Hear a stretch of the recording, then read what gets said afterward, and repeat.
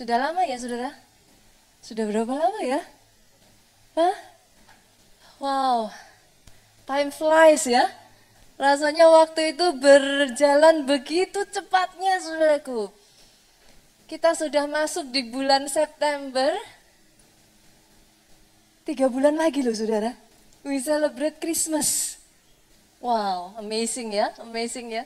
Saya bersyukur saudaraku bisa ada bersama dengan saudara lagi, diberi kepercayaan untuk masih bisa memberitakan firman Tuhan. Terima kasih untuk dukungan dari semua teman-teman yang ada di sini. Terima kasih untuk doanya juga. Hari ini saya sudah mulai bisa menyampaikan firman Tuhan kembali. Saya bersyukur, benar-benar saya percaya ini semua adalah penyertaan Tuhan. Boleh saya dengar sekali lagi tepuk tangan yang paling meriah buat Yesus Tuhan kita. Waktu saya bilang tadi time flies, saudaraku, saya bisa melihat ada sebagian dari saudara mungkin berpikir seperti ini, Pastor, apanya yang time flies? Saya tahu ada sebagian dari saudara yang di masa-masa ini saudara mengalami masa-masa yang tidak mudah. Kadang terbersit di benak saudara, saudara berkata dalam hati, berapa lama lagi, Pastor? Mau sampai kapan? I'm not talking about only pandemic ya, saudaraku ya.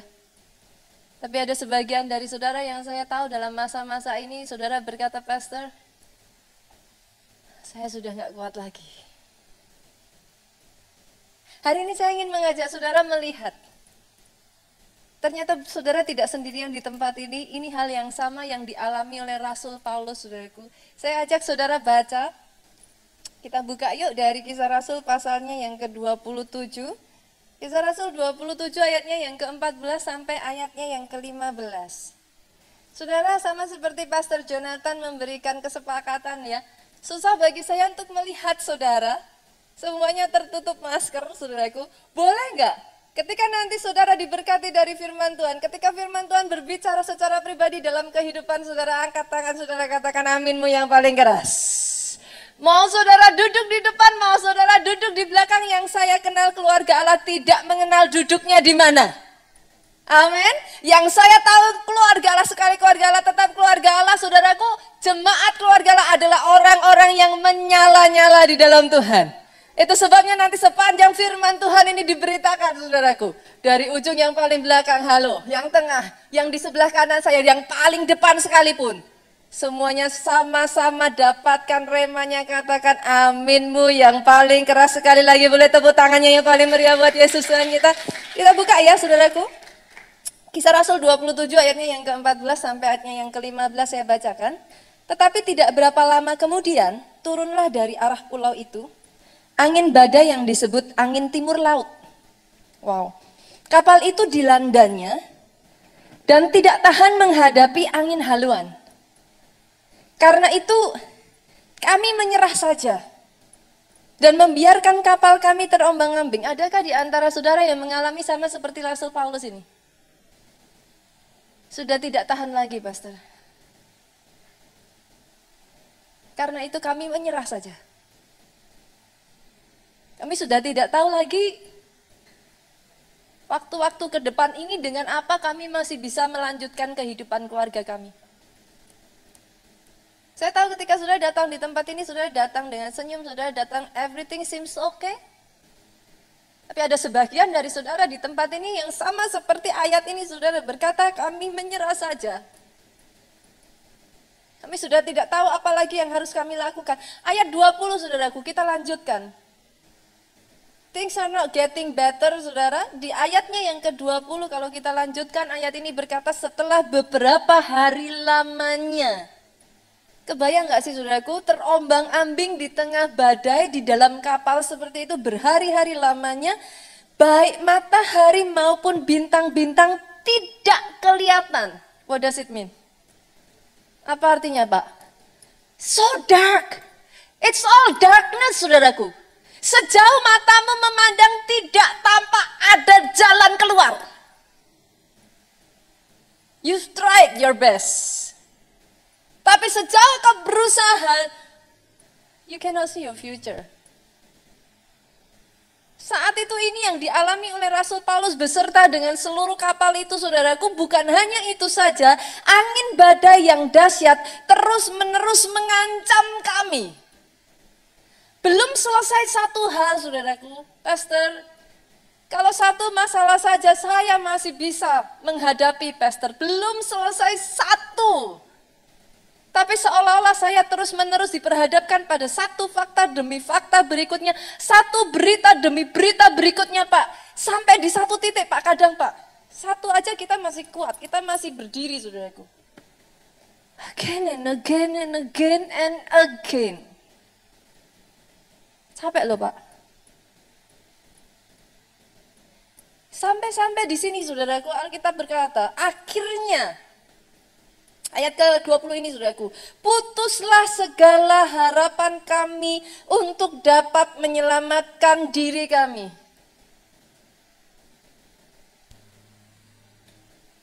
Mungkin itu juga yang saat ini sedang terjadi dari hidup saudara.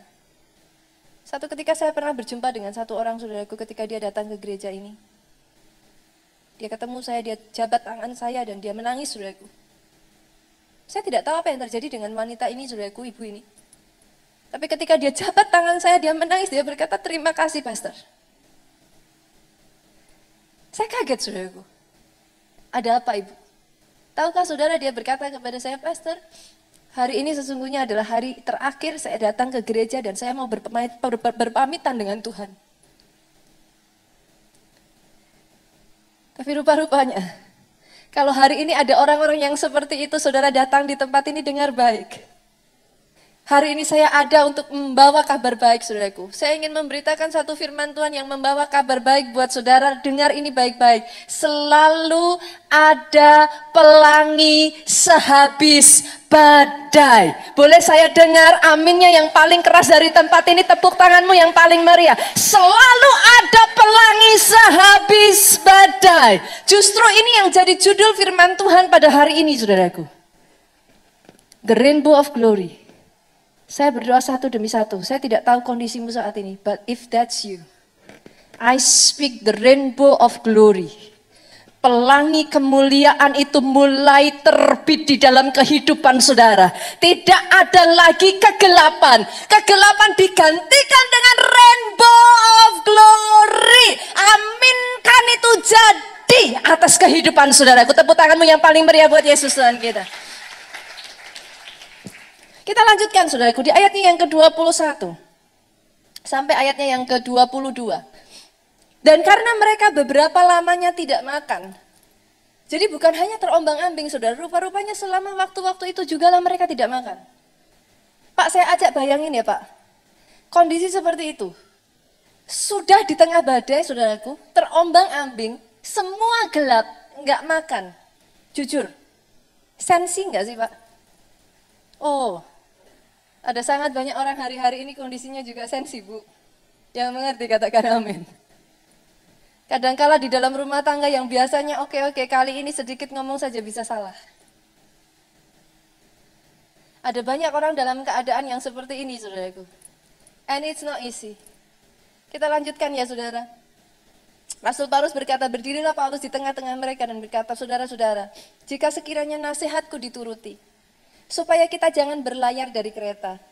Kita pasti terpelihara dari kesukaran dan kerugian ini. Jadi rupa-rupanya, saudaraku, sebelum mereka ini berangkat, Rasul Paulus itu udah kasih nasihat. Jangan. Rasul Paulus udah kasih warning. No.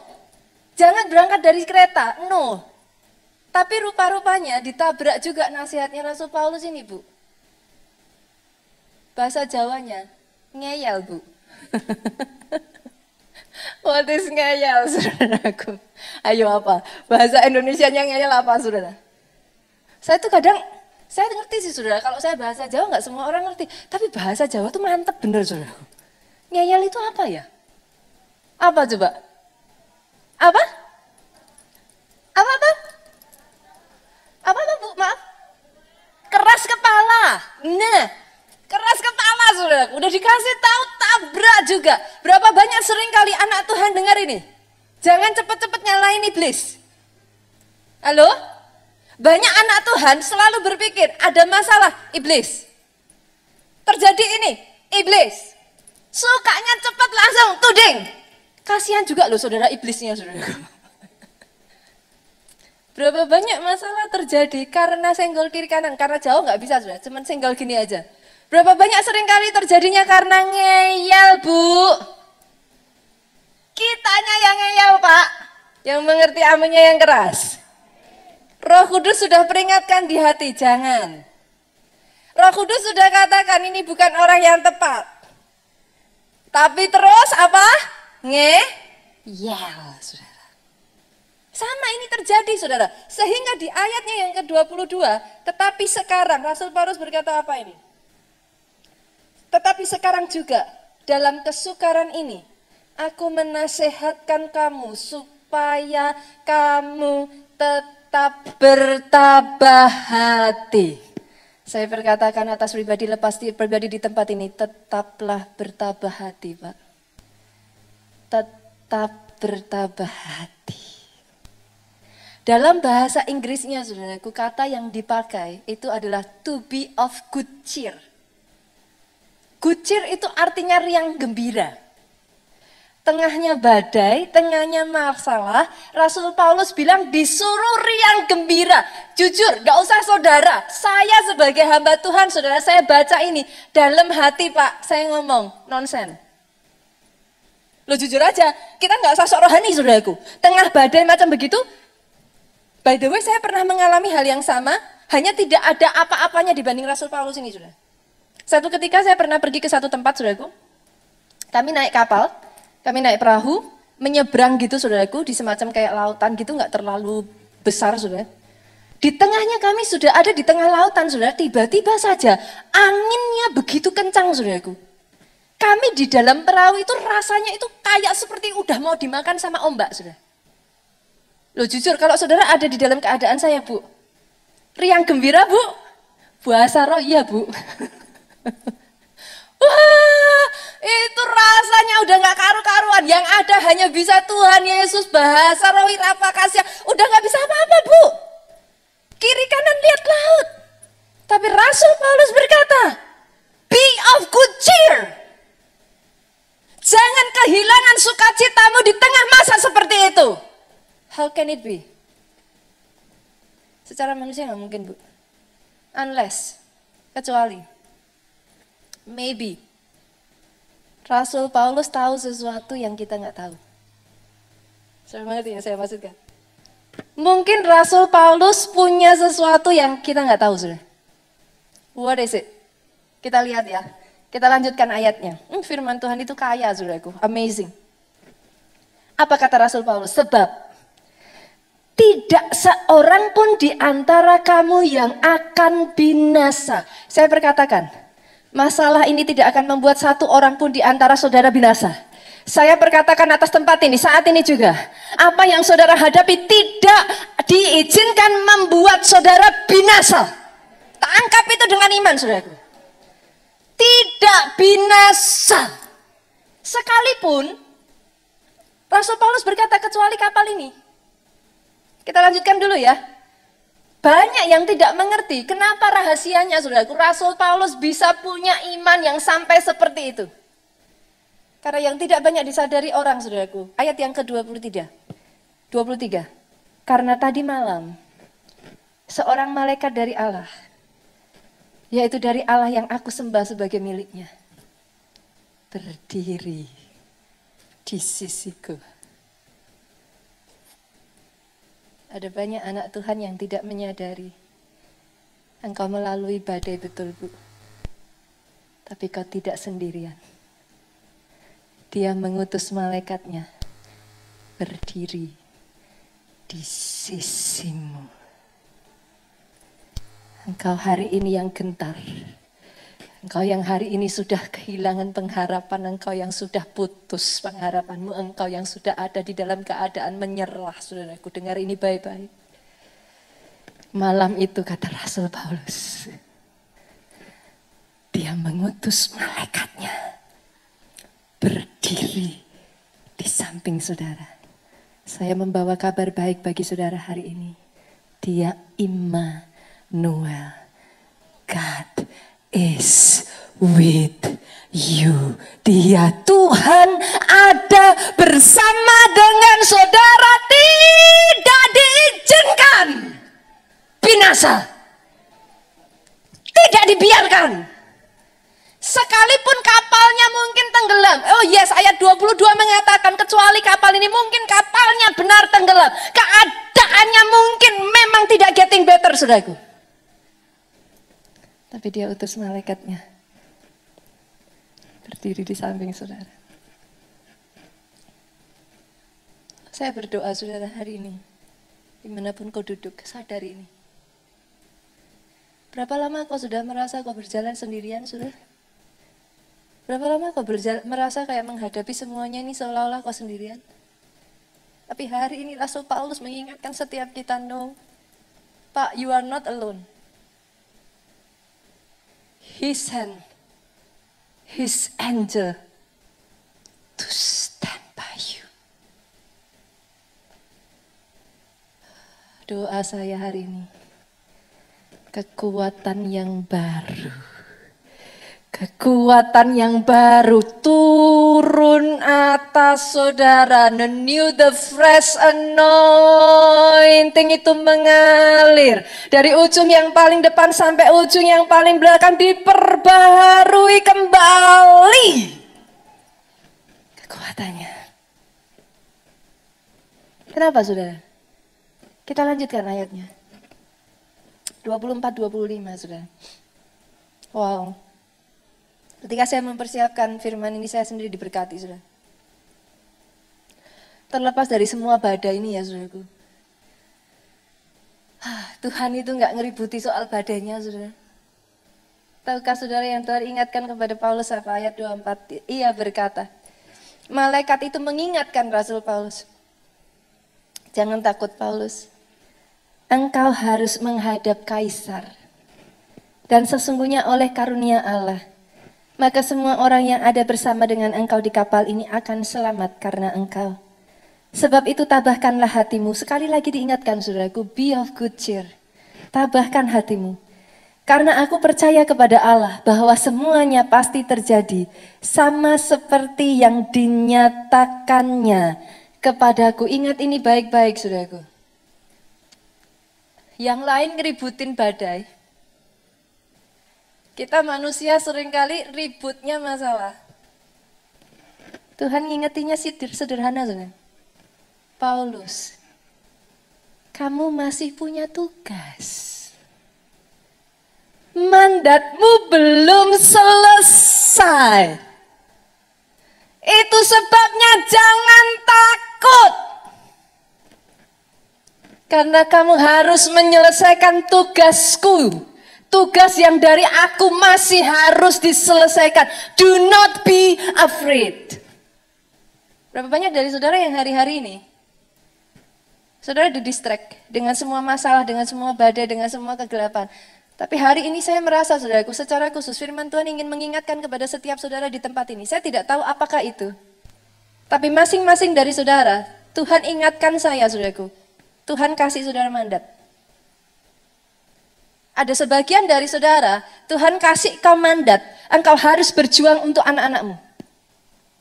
Saya nggak tahu apa itu, masing-masing pribadi, saudara engkau berurusan dengan Tuhan. What is? Apa itu yang jadi mandatmu, yang masih belum engkau selesaikan, dan Tuhan mau pakai engkau. Hari-hari ini kau terdistract, saudaraku. Engkau melupakan. Hari-hari ini kadang sangat gampang bagi kita hanya berpikir tentang me, and I. Aku, diriku, dan semuanya tentang aku. Tapi yang Tuhan ingatkan, malaikat itu diutus untuk mengingatkan, you still have. Engkau masih punya misi untuk diselesaikan. Bagi Rasul Paulus, saudaraku, malaikat itu mengingatkan, engkau masih harus ketemu dengan Kaisar. Engkau masih harus menceritakan kepada Kaisar, bersaksi kepada Kaisar. Not yet finished. Not yet finished. Ada sebagian dari saudara di tempat ini yang saya tahu, saudaraku. Engkau bergumul untuk suamimu. Engkau bergumul untuk pasanganmu. Mandatmu belum selesai. Jangan terdistract karena things getting worse. Karena sekelilingmu seolah-olah jadi lebih buruk. Jangan terdistract dengan semua badai yang kau alami. Apa mandatmu, saudara? Ada di antara saudara yang Tuhan ingatkan saat ini. Engkau sudah lupa, saudaraku. We live so long to think about it, and hanya berputar-putar kita seperti kayak tergulung oleh ombak itu, tergulung oleh ketakutan, tergulung oleh kekhawatiran, sudah tergulung oleh diri kita sendiri. What is your mission? Karena Tuhan katakan, saudaraku, belum selesai. Di tengah semua situasi ini, hari ini saya ingin mengatakan kepada seluruh jemaat keluarga Allah, para pelayan Tuhan, keluarga Allah, masih ada misi yang harus engkau selesaikan. Tugasmu belum selesai. Keluargamu membutuhkan Yesus. Orang di sekelilingmu butuh mendengar Yesus dari engkau. Itu sebabnya saya perkatakan, saudaraku, arise. Rise, rise, and shine. Jadi terang, saudara. Ada misi Tuhan atas kehidupan saudara. Sejak dari hari ini, engkau yang sudah berpikir akan menyerah, sejak dari hari ini, engkau yang berpikir sudah tidak ada jalan keluar, sejak hari ini, Pak. Engkau yang hidupmu rasanya gelap. Ingat ini baik-baik. Aku akan menyertai engkau sampai pada kesudahan zaman. Immanuel, dia berjanji, dia menepati. Engkau tidak seorang diri, saudaraku. Bahkan, saudara, saya itu melihat dalam Alkitab ini, ya saudaraku, bukan hanya Rasul Paulus. Ada satu orang yang bahkan mengalami yang jauh lebih buruk daripada Rasul Paulus ini, saudara. Yang saya alami gak ada apa-apanya. Yang dialami Rasul Paulus gak ada apa-apanya dibanding orang ini. Kita buka ayatnya, Kejadian 7 ayat 17, saudara. Ada yang tahu siapakah ini? 40 hari lamanya. Saya bacakan ya. Boleh gak bantu saya kita bergantian? Ayat 17 sampai ayat 24 ya. 40 hari lamanya air bah itu meliputi bumi. Air itu naik dan mengangkat bahtera itu sehingga melambung tinggi dari bumi. Ketika air itu makin bertambah-tambah, yuk sama-sama ayat 18, 23. Ketika air itu makin bertambah-tambah dan naik dengan hebatnya di atas bumi, terapung-apunglah bahtera itu di muka air. 19, dan air itu sangat hebatnya bertambah-tambah, meliputi bumi, dan ditutupinya lah segala gunung tinggi di seluruh kolong langit. 20, sampai 15 hasta di atasnya bertambah-tambah air itu, sehingga gunung-gunung ditutupinya. Gunung tertutup, sudah. 21, lalu mati binasalah segala yang hidup dan yang bergerak di bumi. Burung-burung, ternak dan binatang liar, segala binatang merayap dan berkeriapan di bumi, serta semua manusia. 22, yuk. Matilah segala yang ada nafas hidup dalam hidungnya, segala yang ada di darat. 23, demikianlah dihapuskan Allah segala yang ada, segala yang di muka bumi, baik manusia maupun hewan dan binatang melata, burung-burung di udara, sehingga semuanya itu dihapuskan dari atas bumi. Hanya Nuh yang tinggal hidup, dan semua yang bersama-sama dengan dia di dalam bahtera itu. 24 sama-sama, 23. Dan berkuasalah air itu di atas bumi 150 hari lamanya. Wow. 150 hari nggak main-main, sudah 5 bulan. Saudara masih bisa jalan-jalan keluar. Ini 150 hari cuman di dalam kapal, saudara. Mau keluar, coba-coba keluar, tenggelam, saudaraku. Boleh senggol kiri kanan sekalipun gak bisa ini, saudaraku, kita masih mengucap syukur. Masih bisa keluar, masih bisa ke gereja, masih bisa ke mall, saudaraku, masih bisa ada di luar. Saat itu Nuh 150 hari dikungkung di dalam bahtera, gak bisa kemana-mana, saudara. Di masa-masa seperti ini, saudaraku, saya belajar satu hal yang luar biasa dari Nuh. Yang Nuh hadapi lebih parah, saudara. Tapi coba lihat, saudara.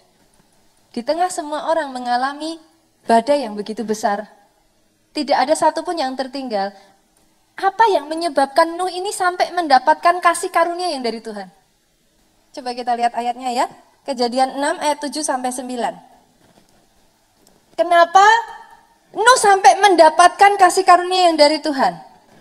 Ayat 7 ya, saya bacakan. Berfirmanlah Tuhan, aku akan menghapuskan manusia yang telah kuciptakan itu dari muka bumi, baik manusia maupun hewan dan binatang melata, burung di udara, sebab aku menyesal bahwa aku telah menjadikan mereka. 8, kita baca dengan suara keras, 2, 3. Tetapi Nuh, apa? Mendapat kasih karunia dari Tuhan, sudah. Doa saya, lebih dari yang lain, saudaraku. Di tengah badai, berapa banyak dari saudara yang setuju dengan saya, kita butuh kasih karunia yang daripada Tuhan. Oh, yang setuju dengan saya, aminmu yang paling keras. Aminmu yang paling keras. Di tengah badai, kita butuh kasih karunia dari Tuhan, saudara. Pertanyaannya sekarang, apa yang membuat sampai Nuh ini dapat kasih karunia yang dari Tuhan? Ayat selanjutnya yuk. Ayatnya yang ke-9. Inilah riwayat Nuh. Nuh adalah seorang yang benar, tidak bercelah di antara orang-orang sezamannya. Nuh itu hidup bergaul dengan, kalau ada yang perlu kita pastikan saudaraku di masa-masa seperti ini, Pak, izinkan saya katakan ini, pastikan kita hidup benar di hadapan Tuhan. Ini adalah waktu justru saudaraku, kita evaluasi hidup kita. Sebagian dari saudara berkata kepada saya, Pastor, buktinya saya masih hidup kacau juga Tuhan baik tuh Pastor. Oh yes. Hari-hari ini saya mendapatkan saudaraku banyak anak Tuhan itu suka dengan sisi kasih karunia-Nya Tuhan, suka dengan sisi kesabaran dan kebaikannya Tuhan, tapi jangan lupa satu hal loh saudaraku. Dia penuh kasih, dia panjang sabar, dia murah hati. Yes, that's true. Tapi izinkan saya juga mengatakan, dia Allah yang kemarahannya, His wrath, kemarahan Tuhan itu mengerikan saudara. Don't play around. Ini bukan waktu di mana saudara main-main dengan dosa. Orang-orang yang ada di dunia pada saat itu sama. Sebagian dari mereka juga berpikir, it's okay, saya hidup dalam dosa juga Tuhan nggak ngapa-ngapain kok. I'm still okay. Tidak ada orang yang tahu kok. I'm still fine. Tapi kalau ada satu hal yang harus saudara pastikan di tengah badai seperti ini, pastikan kau dapat kasih karunia yang daripada Tuhan. Pastikan jaga hidupmu, tetap benar di hadapan Tuhan. Mau situasi sukar, no kompromi. Aminnya yang paling keras. Diperhadapkan pada keadaan, ada celah terbuka untuk saudara tipu menipu. Ada celah terbuka untuk saudara melakukan pelanggaran. Dengar ini saudaraku. Tidak ada kompromi. Boleh kita di dalam badai. Tapi Yesus tetap kita pegang teguh. Kita pegang kencang-kencang. Tidak ada kompromi saudara. Dalam situasi seperti ini pastikan saudara. Jangan menjauh dari Tuhan. Semakin dekat dengan Tuhan. Ini yang dialami salah satu jemaat kita, Pak. Situasi nggak semakin gampang. Saudara masih ingat beberapa 2 minggu yang lalu Pastor Jonathan menyaksikan satu jemaat kita yang di tengah-tengah situasi yang begitu berat, saudaraku. Sudah seperti kayak jatuh tertimpa tangga. Bisnisnya udah benar-benar kacau, saudaraku. Masih kecurian. Istrinya sepi bisnisnya, saudaraku. Secara manusia, itu sudah kayak nggak ada harapan, saudara. Tapi boleh saya katakan ini, saudara. Yang saya takjub dengan Nuh ini, saudaraku. Di tengah semuanya itu, saudaraku. Di tengah semua masalah ini, saudaraku. Nuh tidak meninggalkan Tuhan. Nuh semakin dekat dengan Tuhan. Jemaat kita ini, saudaraku, dia bercerita. Keadaan begitu berat, satu keluarga mereka pun terimbas, saudara. Tapi mereka, saya bangga. Saya bangga dengan jemaat keluarga Allah. Ini yang saya kenal dengan jemaat keluarga Allah. Masalah nggak masalah. Bukan cari Yesus karena mujizatnya. Itu keluarga Allah, saudaraku. Yang mengerti aminnya yang paling keras. Yang mengerti aminnya yang paling keras. Mau ada mujizat, gak ada mujizat, Yesusnya tetap sama. Mau di Tuhan tolong, Tuhan belum tolong, saudaraku. Ucapan syukur tetap naik di hadapan Tuhan. Aminnya yang paling keras. Itu keluarga Allah, saudaraku. Jemaat kita ini di tengah-tengah masalah begitu rupa, saudara. Saudara tahu apa yang dia lakukan? Tinggalkan Tuhan, no. Gak ke gereja, no. Yang dia lakukan bertekun di dalam mezbah doa, saudara. Yang tadinya keluarga semua sibuk, ini dia kumpulkan anak-anaknya, istrinya, semuanya jadi satu setiap hari doa bersama. Oh, saya salut, saudara. Dalam kondisi apapun mereka bertekun. Perjuangannya nggak gampang, saudara. Di tengah pandemi seperti ini, anaknya justru sudah waktunya untuk kuliah, Bu. Kuliahnya ngambilnya jurusannya kedokteran, Pak. Kebayang nggak sih, Pak? It's not easy. Nggak gampang. Jemaat kita ini berkata, nanti minggu depan kesaksiannya akan muncul mungkin, saudaraku. Saya sangat diberkati. Saya hanya ceritakan sebagian kecil saja, saudara. Anaknya harus kuliah, saudara. Biaya begitu besar, persaingan sangat ketat, saudara. Ajaibnya mereka terus bawa di dalam mezbah keluarga mereka, saudara. Tahukah saudara, dinyatakan sudah diterima, ajaibnya lagi diterima rankingnya ranking 4. Padahal papahnya sendiri mengatakan, anak saya ini bodoh enggak, tapi enggak pintar-pintar juga, katanya, saudara. Tapi secara ajaib dapat ranking 4, saudara. Sudah tarik nafas, puji Tuhan, satu doa terkabulkan.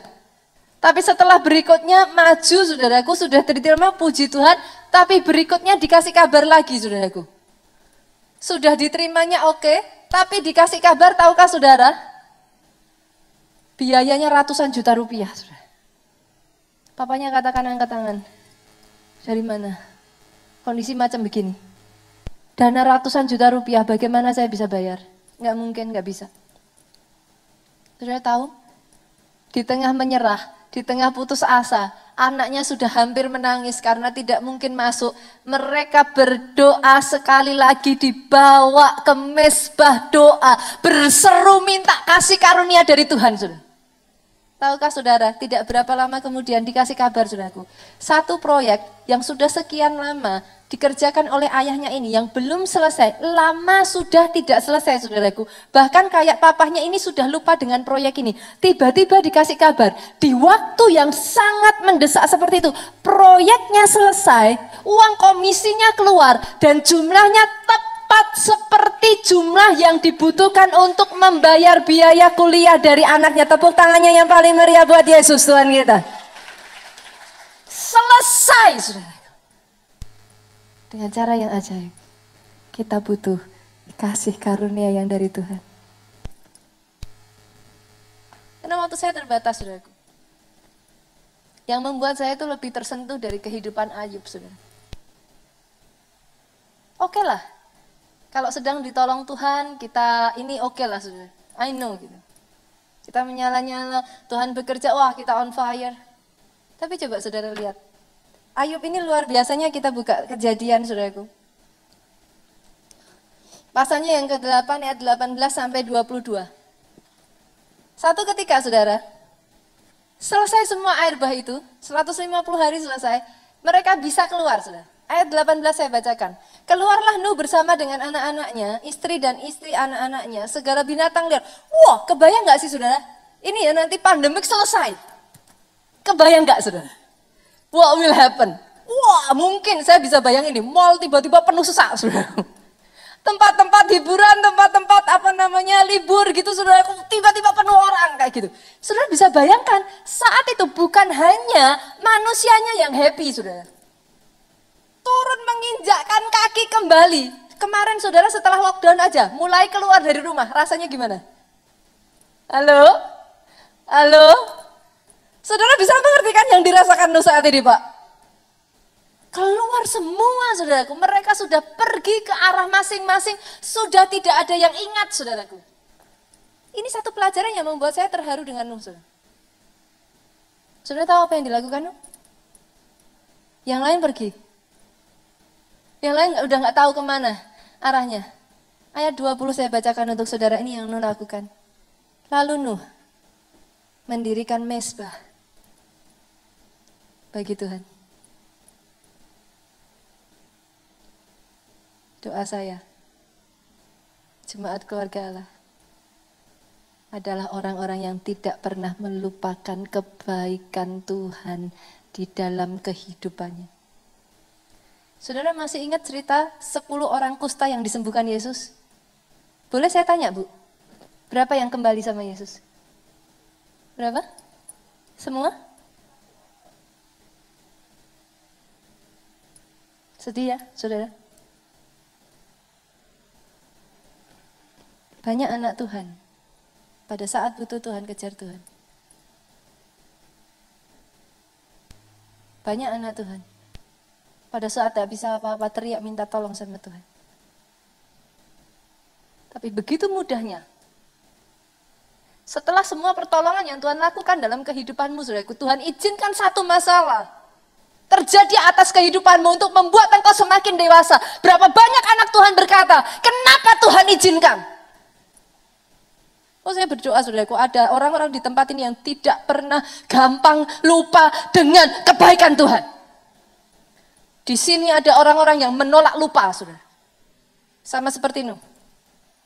Ada satu sikap yang dimiliki Nuh yang membuat hati saya, saudaraku, tersentuh. Yang lain sudah pergi. Yang lain nggak tahu kemana arahnya. Tapi Nuh di sana seorang diri. Dia dirikan mezbah bagi Tuhan. Mezbah berbicara apa, saudaraku? Mezbah berbicara tentang sebuah peringatan, saudara. Jangan pernah engkau melupakan kebaikan Tuhan. Tahukah cara paling manjur, saudara, ketika saudara kehilangan pengharapan? Cara paling manjur ketika saudara kehilangan sukacita? Cara paling manjur untuk mengembalikan sukacitamu apa, saudara? Ingat semua kebaikan Tuhan. Ingat semua pertolongan Tuhan. Apa yang tidak pernah kau bisa lupakan, yang Tuhan sudah kerjakan dalam hidupmu. At that very moment. Oh yes. Tiba-tiba saudara be of good cheer. Sukacitamu bangkit kembali.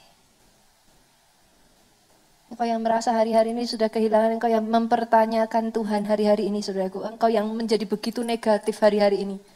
Izinkan saya katakan ini. Jangan lupakan mezbahmu. Tumpuk kembali. Bangun kembali.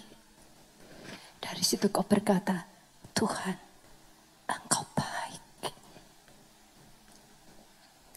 Mezbah berbicara tentang apa, saudaraku? Di atas mezbah selalu ada korban. Di atas mezbah selalu ada yang dipersembahkan. Pertanyaan saya, saudaraku. Korban itu enak apa nggak enak? Saya tanya, saudara. Enak apa nggak enak korban? Nggak ada korban yang enak, saudara. Bolehkah saya tantang saudara, di tengah semua masalah ini ada korban syukur yang kau naikkan dari mulutmu? Atau hanya bisa ngomel, saudara? Atau hanya bisa mengeluh? Saya tantang jemaat keluarga Allah, korban nggak enak. Tapi di tengah semua masa-masa ini, yang keluar dari mulutmu bukan sungut-sungut.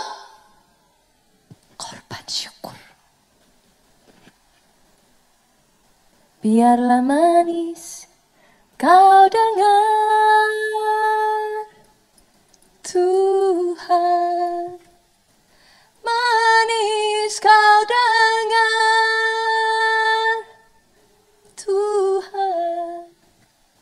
Dan hati bersuka karenamu. Korban yang kedua apa, saudaraku? Dari semua masalah ini, saudaraku, badai yang terjadi dalam kehidupan kita hari-hari ini. Bolehkah saya katakan ini, saudaraku? Korban daging kita mau nggak, saudara? Boleh? Boleh ya? Karakter-karakter yang tadinya tidak menyukakan hati Tuhan. Yang tadinya sempat mungkin muncul kesombongan. Yang tadinya sempat mungkin, saudaraku, kita merasa kita bisa tanpa Tuhan. Boleh di waktu-waktu seperti ini? Kadang daging ini harus mati loh, saudara. Yang mengerti aminnya yang paling keras. Tapi ketika daging ini mati, ada yang dikorbankan. Saudara lihat apa yang terjadi, ayatnya yang ke-21 yuk. Kita baca sama-sama ya, saudaraku. Dengan suara yang paling keras, 2, 3. ketika Tuhan mencium persembahan yang harum itu, apa yang terjadi saudara? Berfirmanlah Tuhan dalam hatinya, aku tak akan mengutuk bumi ini lagi karena manusia. Sekalipun yang ditimbulkan hatinya adalah jahat dari sejak kecilnya. Manusia itu memang seperti itu, saudara. Bukankah orang yang paling mengecewakan saudara justru adalah orang yang paling dekat dengan saudara? Tanpa kita sadari kadang hati manusia ini ya saudaraku ya. It's so easy. Sangat mudah loh saudaraku. 1% berbelok saudara. So easy. Firman Tuhan katakan apa lagi selanjutnya saudaraku? Aku tidak akan membinasakan lagi segala yang hidup seperti yang telah kulakukan. Selama bumi masih ada, tak akan berhenti musim menabur dan menuai, dingin panas, kemarau hujan, siang dan malam. Doa saya, melalui semua badai ini, yang muncul bukan bau busuk. Doa saya, melalui semua badai ini, Tuhan mencium bau yang harum dari pribadi lepas pribadi, lepas pribadi, lepas pribadi di tempat ini. Dan ketika itu terjadi, saudaraku, siap-siap. The rainbow of glory. The rainbow of glory. Pelangi kemuliaan Tuhan bersinar muncul dalam kehidupan pribadi lepas pribadi di tempat ini. Tepuk tangannya boleh yang paling meriah buat Yesus Tuhan gitu. Saya tidak perpanjang firman Tuhan, saya undang pemain musik untuk maju ke depan. Wow.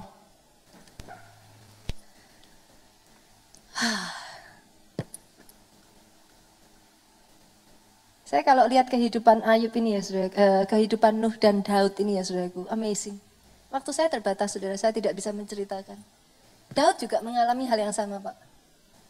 Dalam 3 hari 70.000 orang saudaraku meninggal. Sampar saudara. Tapi 2 Samuel mengatakan dengan sangat jelas. Seorang nabi Tuhan diutus mengingatkan kepada Daud. Apa yang Daud lakukan saudaraku? Saya bacakan sedikit saudara. Lalu pergilah Daud sesuai perkataan Gad, seperti yang diperintahkan Tuhan. Pergilah, dirikanlah mezbah bagi Tuhan. Hari-hari ini saudaraku, bagi saudara yang sudah hampir tenggelam, hampir ada di dalam keadaan saudara angkat tangan dan menyerah. Engkau yang sudah ada di dalam keadaan putus harapan. Ada nggak sih di antara saudara tuh yang kayak apa ya saudaraku ya? Saudara itu seperti kayak sudah nggak bisa take hold of yourself. Apa sih Bu? Kita tuh bahkan kayak nggak bisa menguasai perasaan kita sendiri saudara hari-hari ini kadang. So easy. Kita dengar satu hal ini itu dan lain sebagainya terpengaruh. Yang namanya salah paham, yang namanya pikiran negatif, yang namanya hati selalu gelisah, so easy. Yuk sama-sama yuk saudara. Boleh saya undang saudara bangkit berdiri? Bangun satu-satu lagi yuk, mezbahmu yuk. Boleh kita ambil waktu ini saudaraku. Ingat satu pertolongan Tuhan. Ingat satu kebaikan Tuhan apa di dalam kehidupanmu saudaraku. Yang kau bisa berkata, Tuhan aku tidak akan pernah melupakan kebaikanmu itu dalam hidupku. Coba ingat-ingat saudaraku. Instead of you always thinking the negative part. Coba ingat-ingat, susun lagi mezbahmu yang mungkin sudah mulai roboh itu. Ingat kembali kebaikan Tuhan di dalam kehidupanmu, saudaraku. Jangan mau lupa dengan semua yang sudah Tuhan kerjakan.